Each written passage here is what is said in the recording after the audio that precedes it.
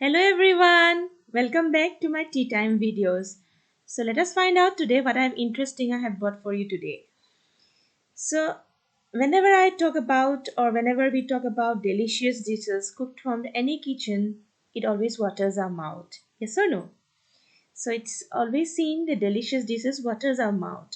And the salt in these delicious dishes makes it tasty. Without the salt, the dishes are not tasty. Similarly, in the structure of a sentence, there is a word that adds meaning to the sentence. Without this word, the sentence is dull or meaningless or tasteless, we can say. So let us find out what is this word or which is the main ingredient in a sentence. It is none other than the verb in a sentence. So whenever we talk about verb, we simply understands or we mean it is an action word or a doing word in a sentence. It also denotes the state of being in a sentence. So now let me explain this explanation of verb in a more detailed manner. So whenever I talk the verb, it is an important parts of speech. Remember the parts of speech I have told you, there are 9 members, and out of these 9 members, verb is one just member in the parts of speech. So it tells us something about a person or things. So what it tells us about a person or thing? So it tells us what a person or thing does, or what is done to a person or thing, or what a person or thing is. So verb is a word that tells us what a person or thing does, or what is done to a person or thing, or what a person or thing is. Now let me explain this explanation with some examples. So you can see on the screen some sentences I have shown. Here the first sentence, the man sells vegetables. So the first sentence here, the word sells is the verb and it tells us what a person does. In the second example, I have written vegetables are sold. Here the words are sold is a verb and it tells what is done to the thing or object. And the third sentence it says the man is a greengrocer. So here the word is the verb and it tells us what a person is. So now the verb means what a person or thing does or what is done to a person or thing or what a person or thing is. I hope this concept of verb is clear with you all.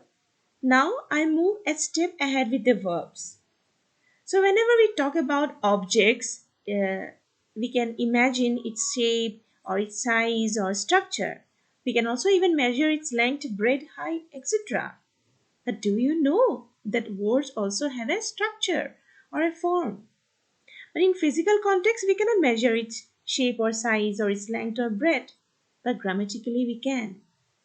So this structure of the form of the word we are going to discuss, and it is the structure and form of the verb. Verb and its form. So based on the structure or form of the word, all English verbs have 5 forms, except one, that is the be verb. Now let us find out what are these different 5 forms of the verb. The first one is called as the base form or the root form. Here the verb is as it is. So whenever we write a verb in base form, the verb is as it is with no changes in it. In other words, no suffixes are added to it. Now if you see the examples given here, enjoy, talk, run, these are the verbs which are in their base form or original form, or it is also called as the root form, without any adding any suffixes or without any changes on it. Clear? So next form or the second form of the verb is called as the suffix s form. Here the verb is constructed by adding the suffix s or es or ies to the base form of the verb. So this suffix s form is used with a third person singular nouns or pronouns as the subject in a sentence. So whenever we make use of suffix s form, it is used with the nouns or pronouns, the third person singular nouns or pronouns as the subject in the sentence.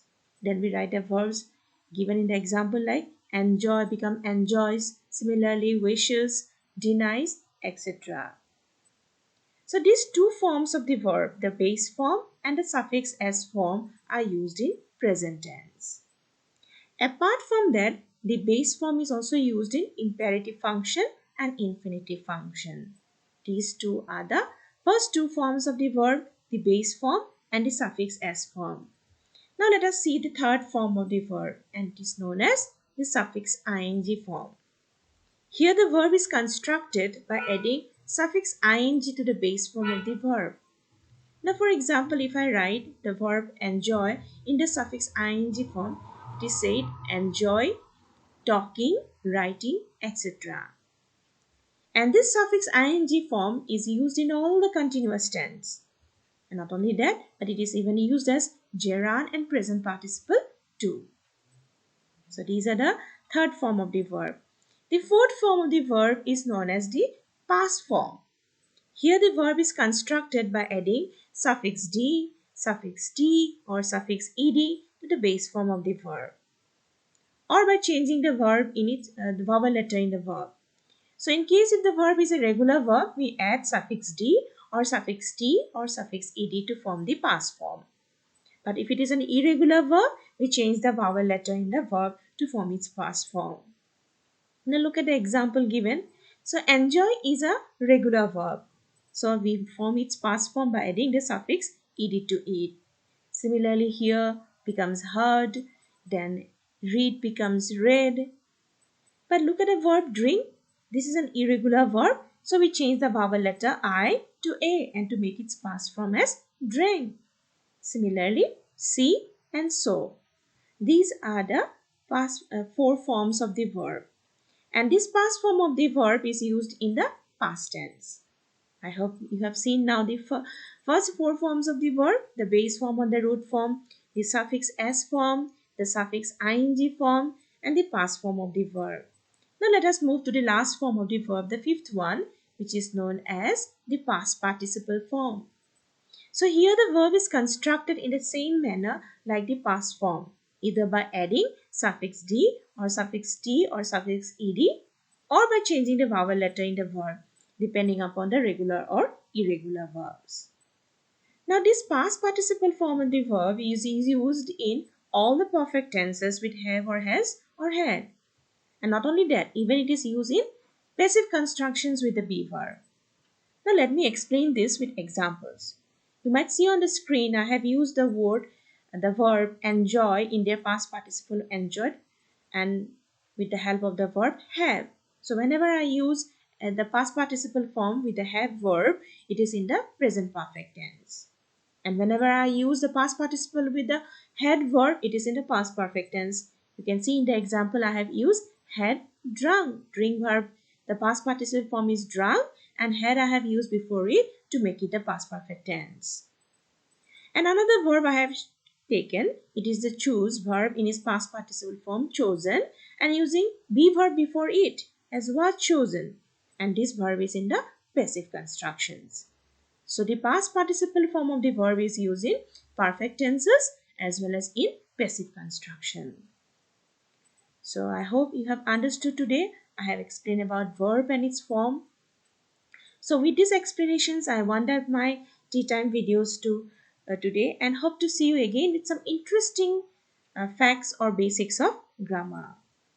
Until then, bye bye. But do remember to like and share my videos, and please subscribe my channel. Your subscriptions help me or encourages me more to come up with interesting videos of grammar. So that's all. Thank you everyone and have a nice day.